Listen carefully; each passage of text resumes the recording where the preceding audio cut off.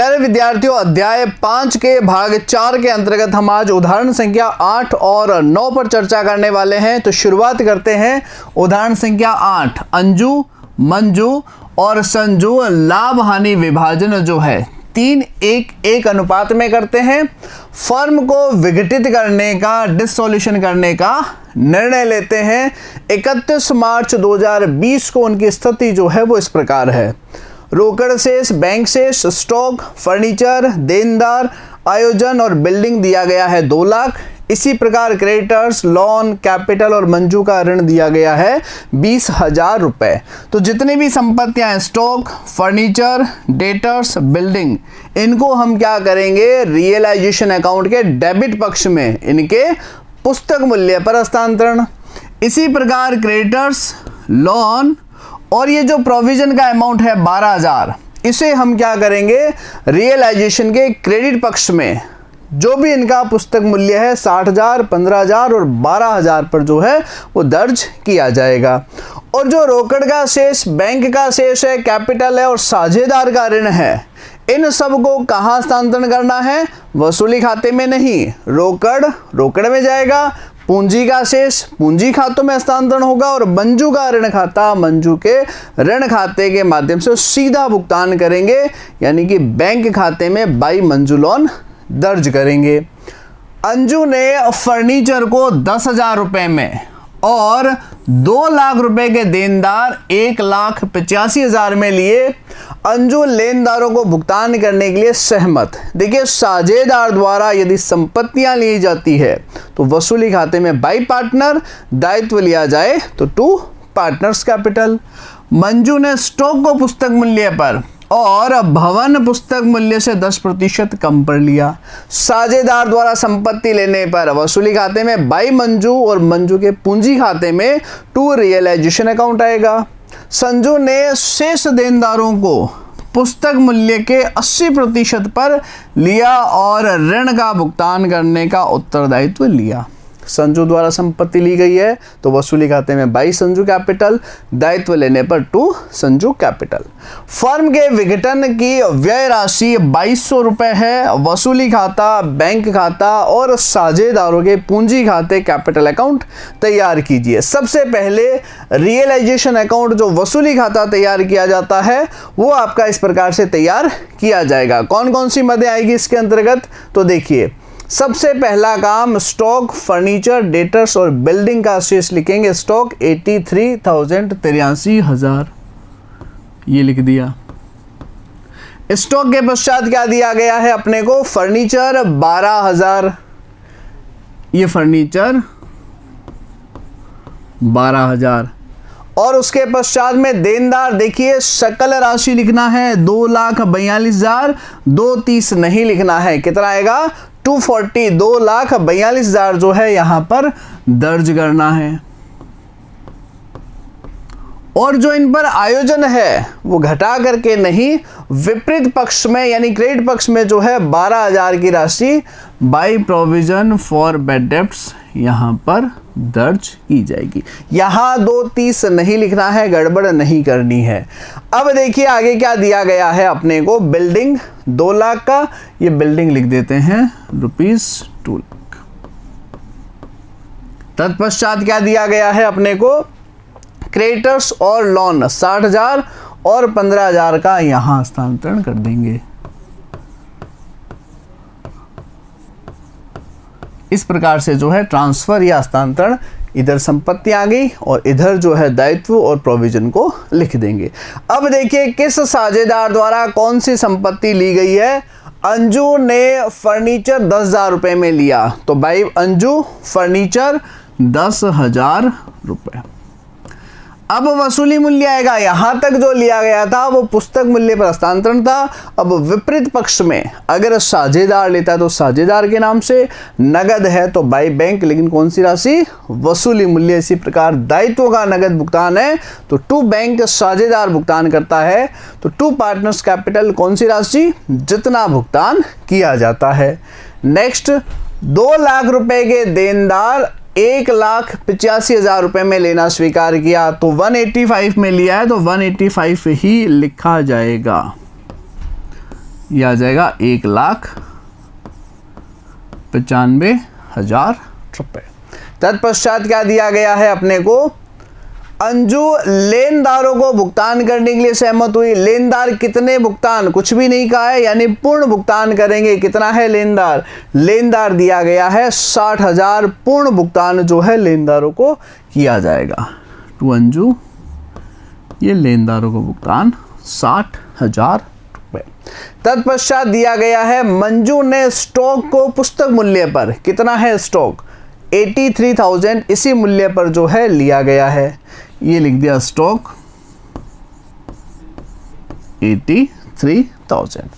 आगे लिखा है भवन को 10% कम पर, भवन कितना है, भवन दिया गया है 2 लाख, 10% कम यानी 20,000 घटाइए 1,80,000, ये लीजिए 180,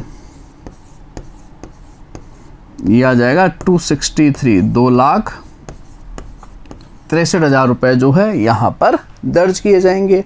नेक्स्ट ट्रांजैक्शन क्या दे रखा है, संजू ने देनदारों को पुस्तक मूल्य के 80% पर लिया गया। तो देखिए 2 लाख के देनदार तो अंजू ने ले लिए, शेष जितने भी बचे उसको 80% पर लिया गया। कैसे, देखिए देनदार कुल कितने थे देनदार, ये दिया गया है अपने को 2,42,000,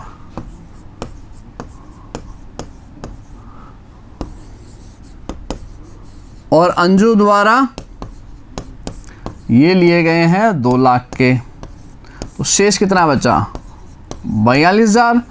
और इन्हें क्या लिया गया है, इन्हें लिया गया है 80% अमाउंट जो है, जितना 80% राशि है उस पर इन देनदारों को लिया गया है। तो कितना आ जाएगा 0,0,1, ये 42,000 का 80% अमाउंट जो है हमने निकाल दिया। 33,600 रुपये में जो है देनदारों को लिया गया है। बाई संजू कैपिटल 33,600 रुपये, जितने में देनदारों को लिया गया है। वापस देखिए देनदार 42,000 के, अंजू द्वारा 2 लाख रुपए के देखिए यहाँ पर ले लिए गए हैं, तो 42,000 बचा, 80% यानी 33,600 में लिया गया है।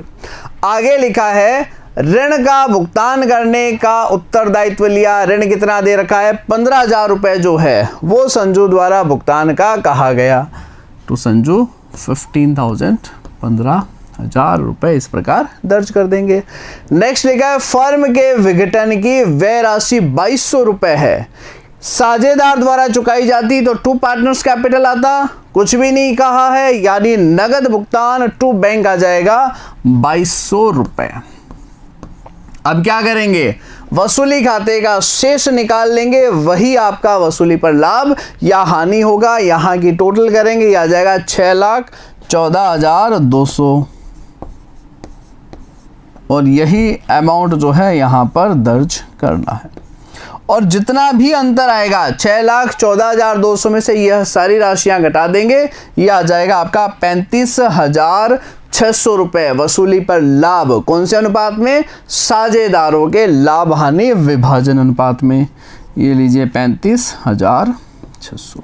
अब देखिए अनुपात कितना दिया गया है प्रश्न में, 3:1 में जो है विभाजित किया जाएगा।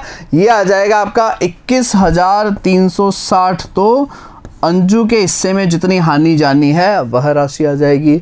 7,120 मंजू के हिस्से में, और 7,120 ही संजू के हिस्से में आ जाएगी। कौन से अनुपात में, 3:1 में। ये आपका तैयार हो गया वसूली खाता। अब क्या बनाना है, साझेदारों का पूंजी खाता। पहला काम प्रारंभिक शेष लिखना है, और बैलेंस कितना दिया गया है प्रारंभिक, ये लिखा है 2,75,000, 1,10,000 और 1,00,000 रुपए। इसको हमें यहां पर दर्ज करना है। 275, 2,75,000 रुपए, और कितना आ जाएगा 1,10,000 रुपए, और 1,00,000 रुपए। ये पूंजी का प्रारंभिक शेष जो है वो दर्ज किया जाएगा।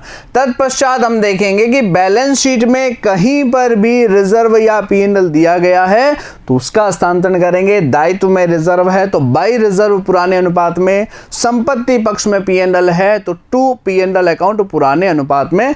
ऐसा कुछ है नहीं। अब वसूली खाता जो है वो हम तैयार करते हैं। देखिए वसूली खाते में 2 अंजू 2 संजू, तो अंजू और संजू के कैपिटल में बाई रियलाइजेशन अंजू में 60,000, संजू में 15,000 जो है वो अपने को हस्तांतरण करना है। बाई रियलाइजेशन जितना भी अपने को दे रखा है, अंजू की राशि दे रखी है कितनी 60,000, ये लीजिए 60,000, और 2 संजू, तो संजू में कितना चला जाएगा बाई रियलाइजेशन 15,000 यानी कि 15,000।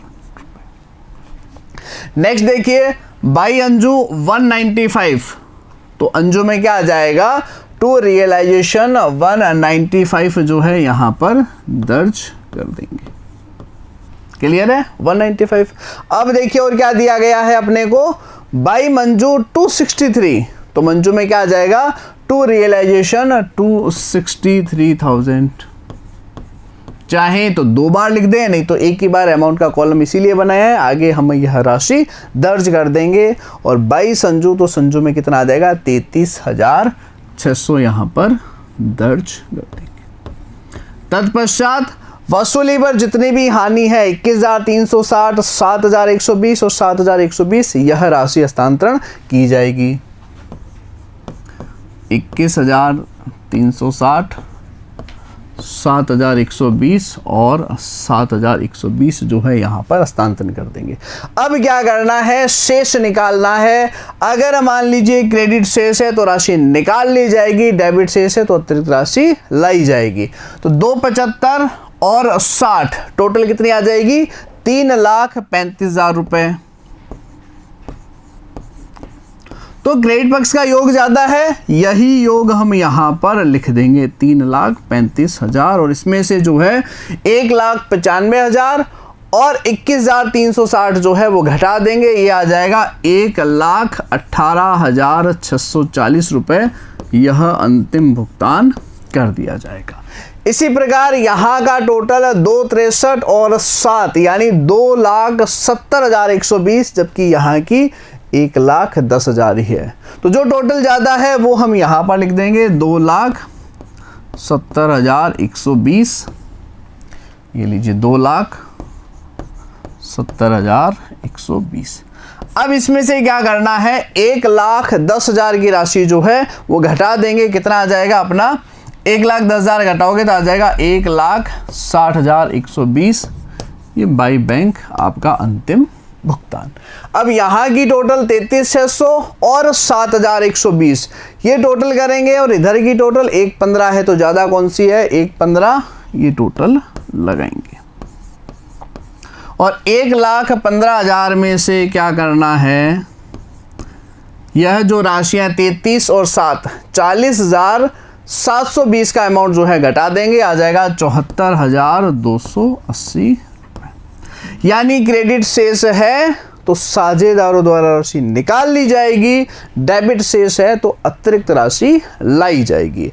अब बनाएंगे हम कैश या बैंक खाता। सबसे पहला काम प्रारंभिक शेष, और कहाँ दिया होगा, जो भी प्रश्न में बैलेंस शीट हमें दी गई है 55,000 रुपए, यह शेष लिख देंगे टू बैलेंस बीटी। ये इस प्रकार से जो है रोकड़ का प्रारंभिक शेष लिख देंगे। प्रारंभिक शेष आ गया। अब देखिए वसूली खाता हमें बताएगा कि कहाँ नगद वसूल हुआ है, बाई बैंक बिल्कुल भी नहीं है तो कुछ भी नहीं लिखा जाएगा। क्या टू बैंक है 2200 रुपए है, यह राशि जो है यहां पर दर्ज कर दी जाएगी 2200 रुपए। इसके पश्चात जो पूंजी खाता है, अंजू में लिखा है टू बैंक और संजू में भी टू बैंक, तो दोनों में क्या चला जाएगा बाई बैंक, यानी कि सॉरी बैंक में लिखा है टू बैंक तो यहां चला जाएगा बाई अंजू, बाई संजू 1,18 और 74,280। तो कितना आ जाएगा, ये अमाउंट ट्रांसफर करते हैं 1,18,640 और कितना दिया गया है 74,280 रुपए। और कौन सी राशि है, बाई बैंक मंजू के कॉलम में 1,60,120, तो यहां पर आ जाएगा टू मंजू 1,60,120। अब जो मंजू का ऋण खाता था, ये जो शेष दिया गया है इसका डायरेक्ट भुगतान कर देंगे बैंक में। बाई मंजू लोन 20,000 रुपये जो है यहाँ पर दर्ज कर दिया जाएगा। और अब क्या कर लेंगे, टोटल जो है वो लगा ली जाएगी बैंक खाते का। दोनों पक्षों का जो योग है वो आपका समान होना चाहिए, योग जो है वो बराबर होना चाहिए। कितना आ जाएगा, 2,15,120 रुपये।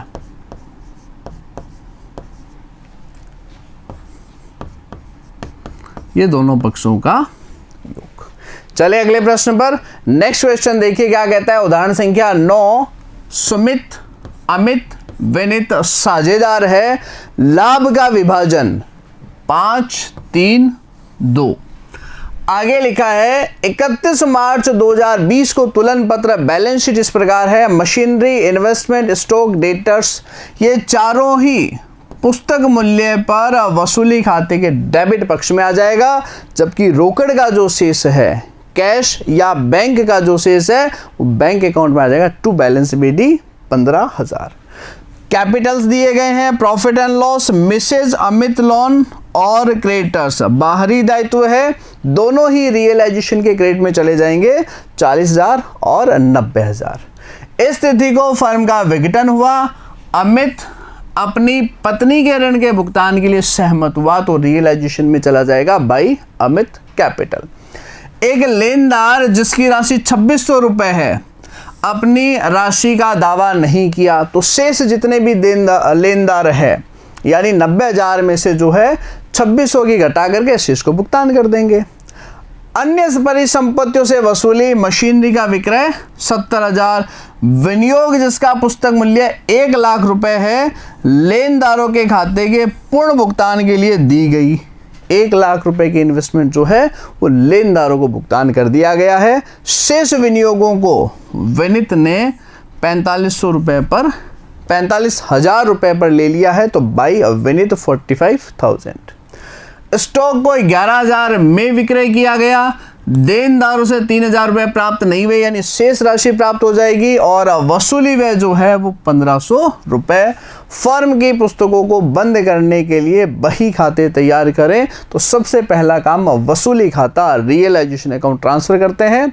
संपत्तियां कितनी दी गई है, मशीनरी, इन्वेस्टमेंट, स्टॉक, डेटर्स, इनका हस्तांतरण डेबिट पक्ष में पुस्तक मूल्य पर किया जाए तो टू मशीनरी 80,000,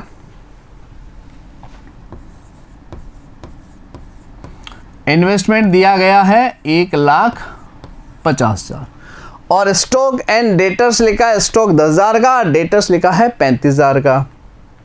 ये हम यहां पर दर्ज कर देते हैं 10,000 और 35,000 रुपये। क्लियर है। आगे लिखा गया है अपने को अमित वाइफ लोन 40,000, क्रेडिटर्स दिए गए 90,000, इनका ट्रांसफर कर देते हैं। 90,000 क्रेडिटर्स और वाइफ का जो ऋण है वो आ जाएगा 40,000 रुपये। कितना दिया गया है, लेनदार जो दिए गए हैं 90,000 के, वाइफ का ऋण दिया गया 40,000 40,000 का। अब देखिए स्थिति को विघटन हुआ, अमित पत्नी के ऋण के लिए सहमत हुआ तो क्या आ जाएगा, साझेदार संपत्ति लेता है तो बाई अमित, दायित्व लेता है तो टू अमित। तो टू अमित वाइफ लोन कितना है 40,000 रुपए। अब देखिए क्या लिखा गया है अपने को, एक लेनदार जिसकी राशि 2600 रुपए उसने दावा नहीं किया तो दावा नहीं करने की प्रविष्टि नहीं होती है।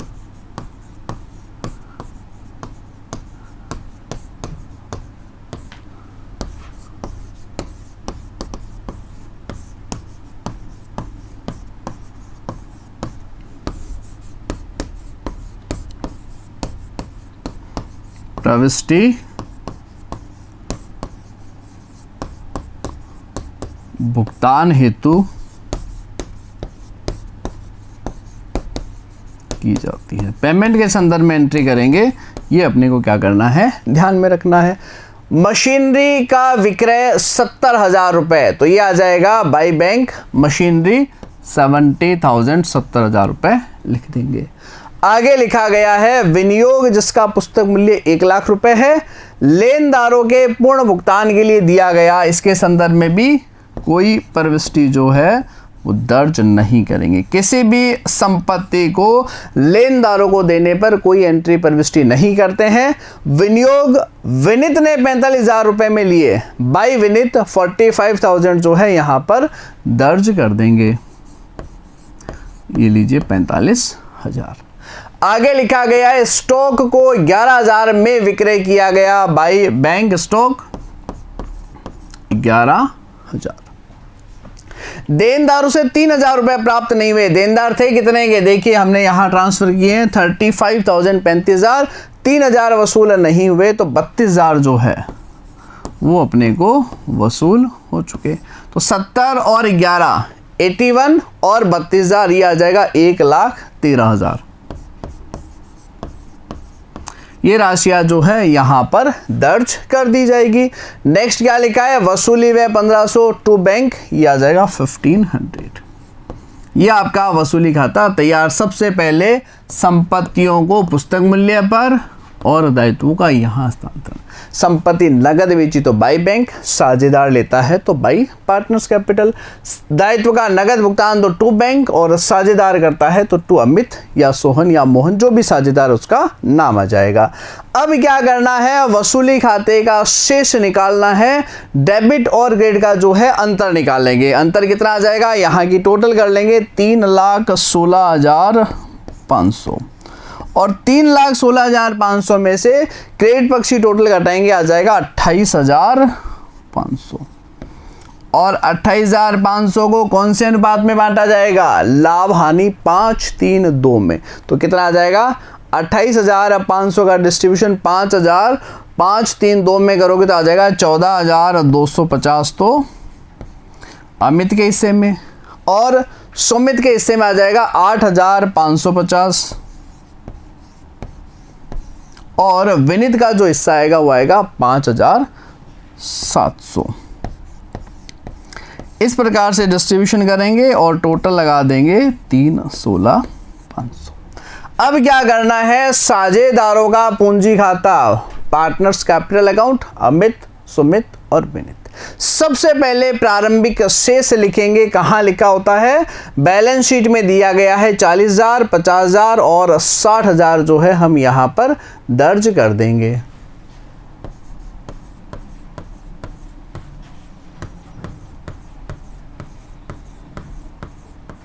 क्लियर है।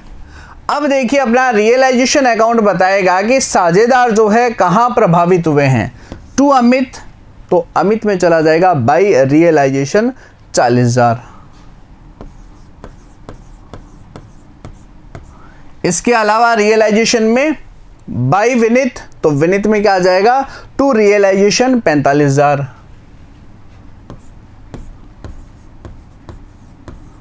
और इसके पश्चात जो वसूली पर हानि है तीनों में 14,250, 8,550 और 5,700 जो है वो हस्तांतरण कर देंगे। 14,250, 8,550 और 5,700 रुपए, ये जो है इस प्रकार हस्तांतरण कर देंगे।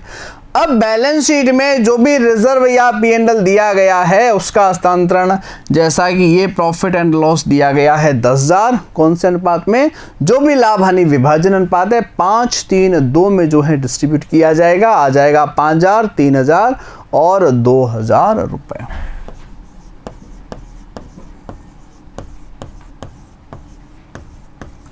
अब क्या करना है, शेष निकाल लेंगे और शेष जो है अंतिम भुगतान होगा, ना कि टू बैलेंस शीट या बाई बैलेंस शीट करना है, क्योंकि फर्म का विघटन है तो भुगतान करेंगे। तो कितना आ जाएगा, बैलेंस BD कितना दिया गया है 40,000 और 5,000 यानी 85,000।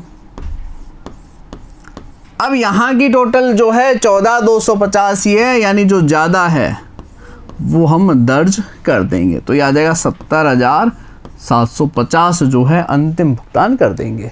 फिर टोटल 50 और 3 53,000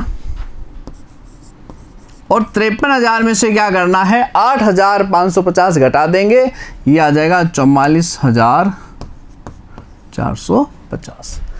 60 और 2 62,000 62,000 और 62,000 में से क्या करना है, हमें लेस करना है 45,000 और 5700, ये राशि आ जाएगी आपकी 11,300। इस प्रकार लिख देंगे। ये बन गया साझेदारों का पूंजी खाता। अब क्या बनाना है, बैंक अकाउंट, और बैंक में सबसे पहले बैंक का प्रारंभिक शेष कहाँ दिया होगा, प्रश्न में दी गई बैलेंस शीट में सबसे पहले जो प्रारंभिक शेष है वो संपत्ति पक्ष से हस्तांतरण करेंगे 15,000 15,000 टू बैलेंस बीडी 15,000 रुपए। अब अपना जो वसूली खाता है, जो रियलाइजेशन अकाउंट है, वो यह बताएगा कि टोटल वसूली कितनी हुई है संपत्ति से, भुगतान कितने से हुआ है। तो ये रियलाइजेशन अकाउंट बाय बैंक ये दिया गया है 1,13,500, ये यहां पर आ जाएगा टू रियलाइजेशन 1,13,000, ये 113 यानी कि 1,13,000 लिख देंगे। अब देखिए वसूली खाता भुगतान भी बताएगा टू बैंक 1500 1500 रुपए, यह राशि भी हम यहां पर दर्ज करेंगे। अब साझेदारों का जो पूंजी खाता है उसके माध्यम से भुगतान टू बैंक, बैंक में by Amit, by Sumit, by Vineet आ जाएगा 70,750 और क्या आ जाएगा 44,450 और कितना आ जाएगा आपका 11,300 रुपए। और जैसा कि हम सब जानते हैं रोकड़ खाते का योग बराबर का आ जाएगा, डेबिट और क्रेडिट का कोई अंतर या डिफरेंस जो है वो नहीं आएगा 128। देखिए फर्म का जो समापन होता है, विघटन होता है, अपने को एक सीक्वेंस से चलना है। सबसे पहले रियलाइजेशन अकाउंट 1 नंबर पर यह काम करना है कि संपत्तियां पुस्तक मूल्य पर आ जाए, दायित्व जो है वो आपका पुस्तक मूल्य पर यहां आ जाए। फर्स्ट काम यही है संपत्ति और दायित्व का। इसके पश्चात तीसरा काम, अगर नगद संपत्ति बेची जा रही है तो बाई बैंक, साझेदार ले रहा है तो साझेदार के नाम से। दायित्वों का नगद भुगतान है तो टू बैंक, साझेदार ले रहा है साझेदार का नाम। इसके अलावा वसूली खाते में कुछ भी नहीं है, लाभ और हानि आ जाएगा साझेदार के पूंजी खाते में।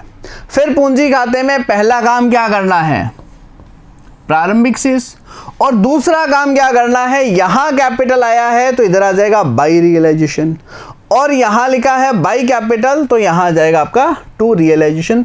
दूसरे नंबर पर आपको यह कार्य जो है वो किया जाना है। सभी को मैं 2 नंबर सीक्वेंस दे रहा हूं क्योंकि एक ही कार्य है।